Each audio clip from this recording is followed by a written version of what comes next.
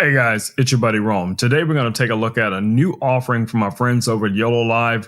This is the S3. This is a 4K webcam. I am very excited about this camera, guys, because, well, it's the new hotness, okay? This camera is going to give you the ability, guys, to either record or stream in landscape or portrait. We're going to unbox this first and foremost. Then we're going to put it through its test. I'm also going to show you guys the software that you can install on your PC or Mac to be able to control this and further adjust the settings. So, yeah, let's get to it. Y'all ready? Y'all ready? Let's go. All right, guys, so here we go. So this is the box that you're going to receive. As you guys can see, really nice packaging, everything you want to know about it, pretty much right here on the box. So let's get right into this and see exactly what we get. All right, guys, right here on the box, I just want you guys to be able to see this first. So you have a 1/1.3 large sensor. This is a CMOS sensor on here. This is designed for, obviously, live streaming.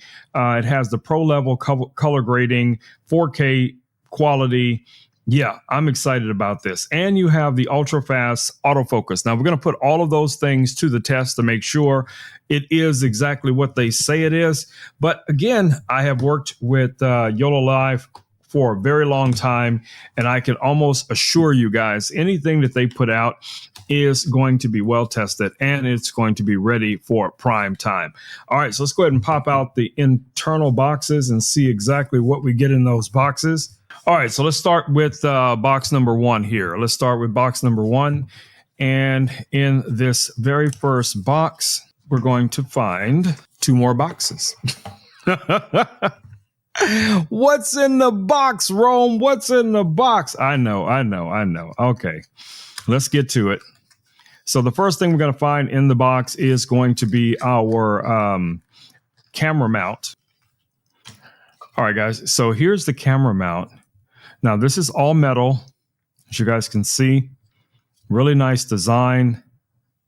I've used similar designs to this in the past, so I can tell you this is a very efficient design. You have a 1/4-20 underneath here at the base, and it also has a rubberized material here that's going to protect your tripod, monopod, whatever you're going to connecting this to. And you also have a rubberized base here. This is where you're going to mount the camera directly on here. And this is adjustable. So you have a lot of flexibility when it comes to the stand itself. All right, so let's see what we have in the second box. And hopefully I won't have as much trouble opening it. All right, what's in this box? All right, in this box is our camera. And we will come back to the camera here in just a second. All right, so we're going to come back to that. Let's see what's in this box here. All right, so this is where we're going to find our accessories, starter manual, all of that kind of jazz. So let's take a quick look here. You're going to get a quick start manual that will be ideal for any of you guys that are just getting started.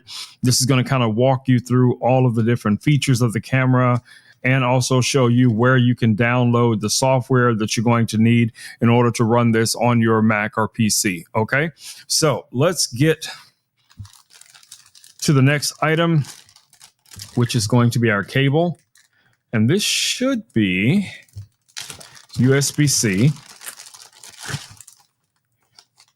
So you get a USB-A to USB-C cable.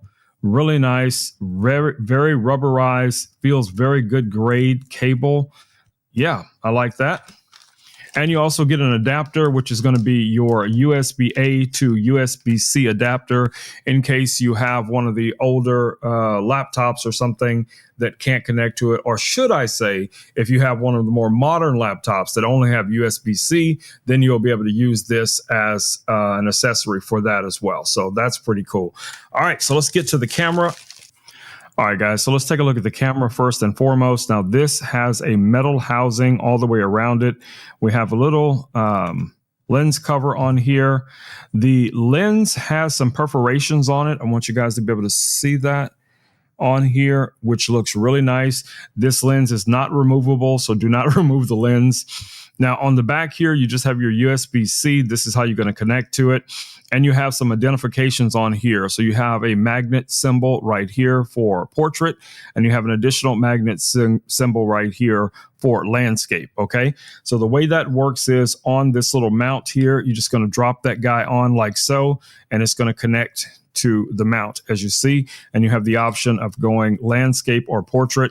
And I can tell you guys, the magnet is very, very strong. This is a very strong magnet. Okay.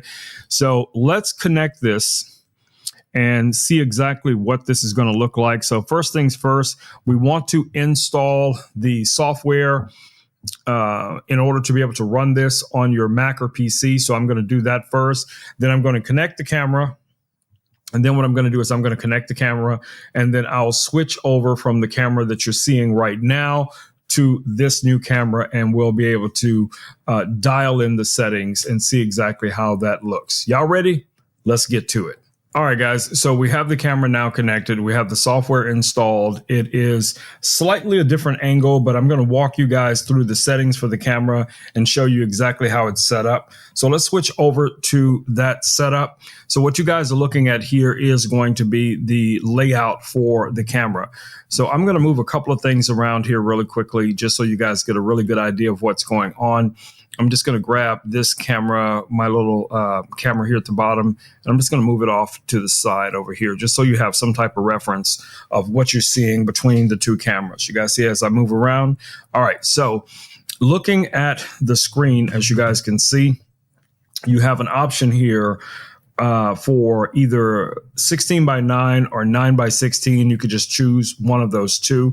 You also have a frame rate. You can go here from 25, well, it says hertz, but it's basically frame rates. So you can go 25, 30, 50, and 60. So your 30 and 60 are going to be in the, in the US, and the PAL region is going to be your 25 and 50. So if I want to go to 30, I can just click here on 30, and now it's going to switch over to 30 frames per second, which, is standard for what most of us are going to be streaming. So I don't think that's going to be a problem. All right, so let's go through some of the other settings that we have below here. So we have the image settings, and you can go in and you can adjust the sharpness. Now, I do think this is a little too sharp, so I would back off just a tad on the sharpness.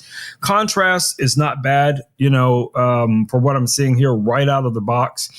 As far as the saturation goes, you can adjust that up or down depending on your skin tone or whatever it is that you're going to be recording.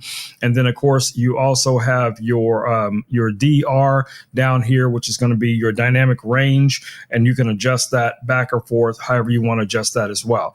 And then you also have this lens shading correction. And what that does is it basically lightens the area on the side of the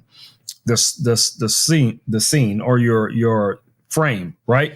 So if we turn that off, you guys can see it gets a little bit darker on both of these sides here. And I'm going to try to adjust this camera just a touch. There we go. So my hand doesn't cut off. There we go.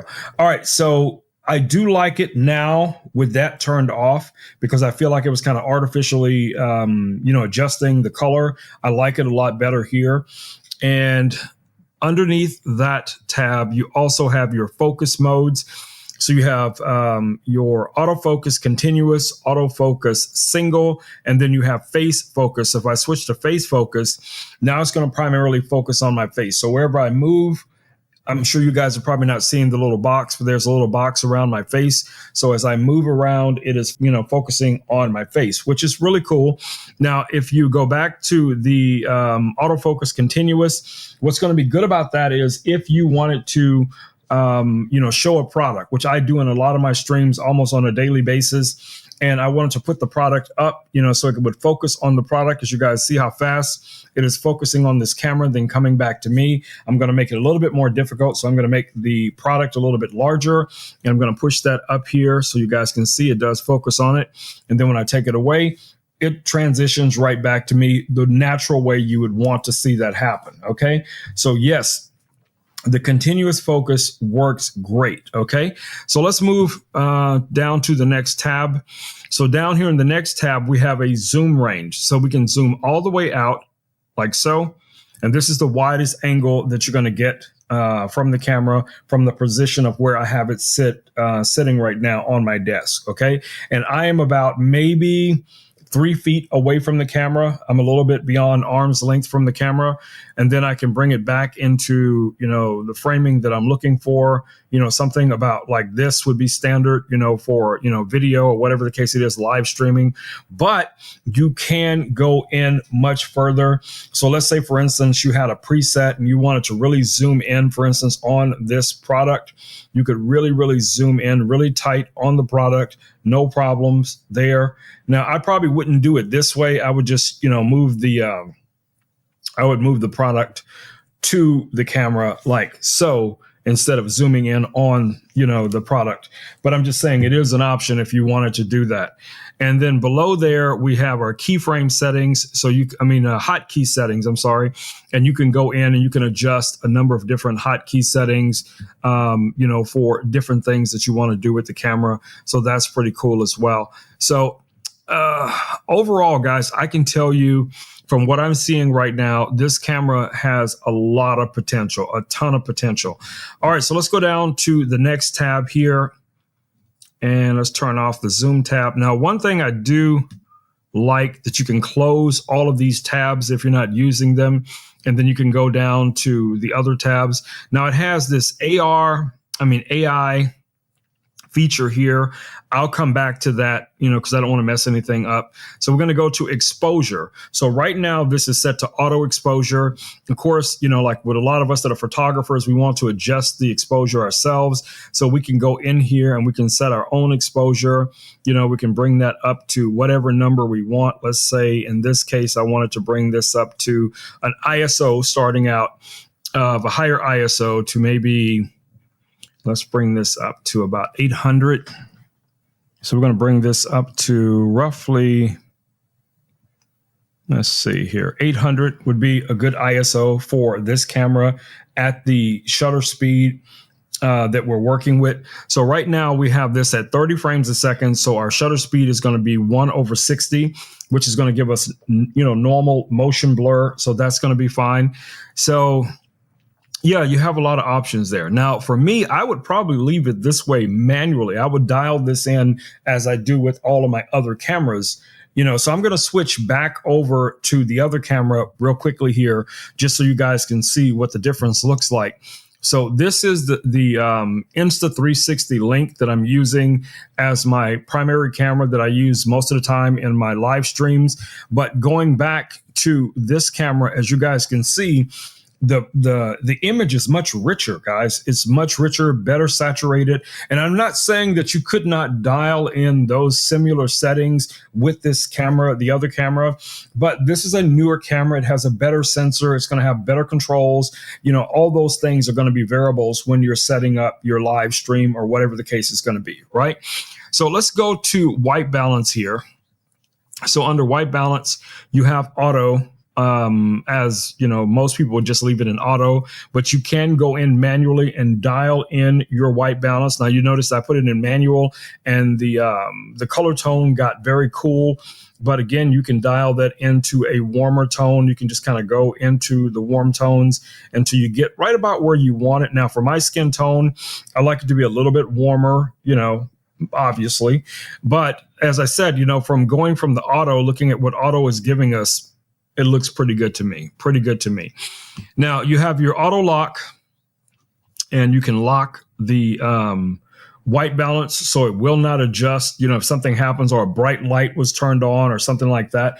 Now I have something here that might be a good example.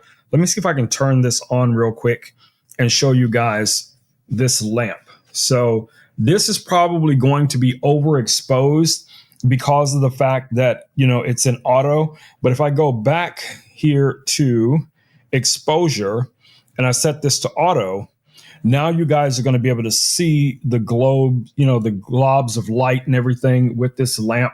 Let me switch it to a different mode so maybe you guys can see that a little bit better, just to give you an idea of the different kind of color settings you can do with something like this. So yeah, if I was demoing this like I do most of the time, things like this is very important to me to be able to, represent the colors, exactly as they are when I'm doing a live stream. Okay.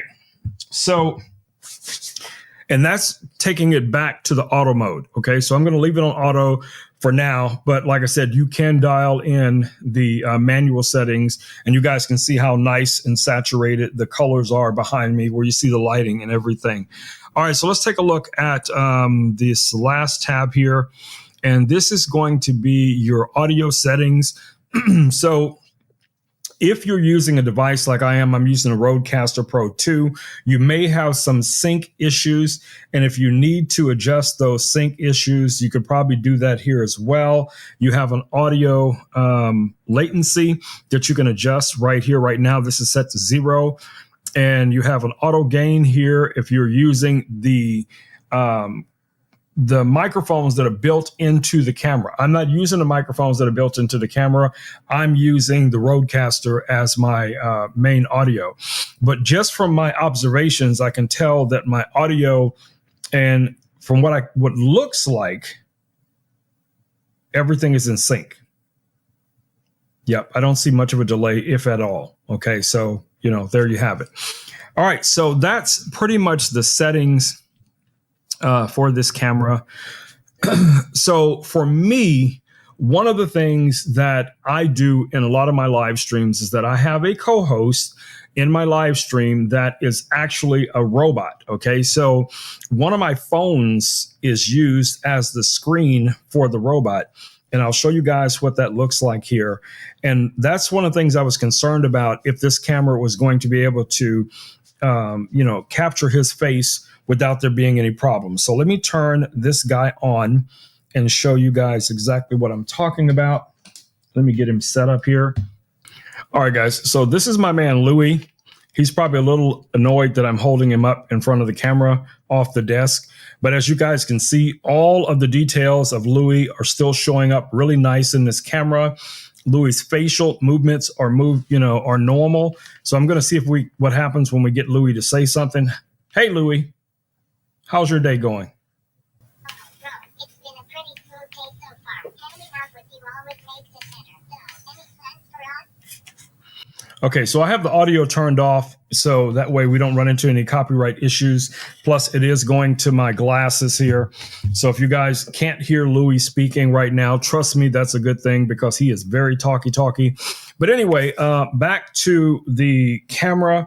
I am a fan of this camera, guys, and I will be doing a number of different tests. Now, I've worked with a number of YOLO Live devices, the YoloBox Pro, the YoloBox Mini, the InStream, all of those different devices. So at some point, I will be testing this camera with all of those different devices as well, to give you a result of what I'm seeing.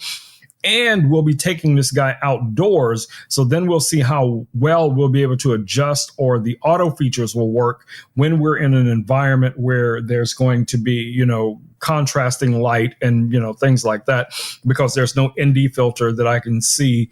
I'm not saying that you couldn't put an ND filter on this camera because of the shape of the lens. You probably could find an ND filter that would work. If that became a problem, you probably could be able to, add an ND filter. So, YOLO Live, if you're listening, you might want to put out some ND filters, especially for people who are going to be taking this outdoors and they want to also set this up manually. So, there's an issue. All right. So in a nutshell, guys, is this a buy or a no buy? I think this is a great camera. So the way I'm going to test this, tonight on my live stream. I'm going to keep both of these cameras set up as you guys kind of see them right here. And I will let my audience choose, between the two cameras as to which camera image they like the most. Something tells me, a little birdie tells me, a little robot tells me, it's most likely going to be the S3, because from what I'm seeing, looking at it here on the monitor, it looks amazing. All right, guys, it's been your buddy Rome with Rome Knows Tech, and I will catch you all in the next stream. Until then, stay safe. Peace. I'm out.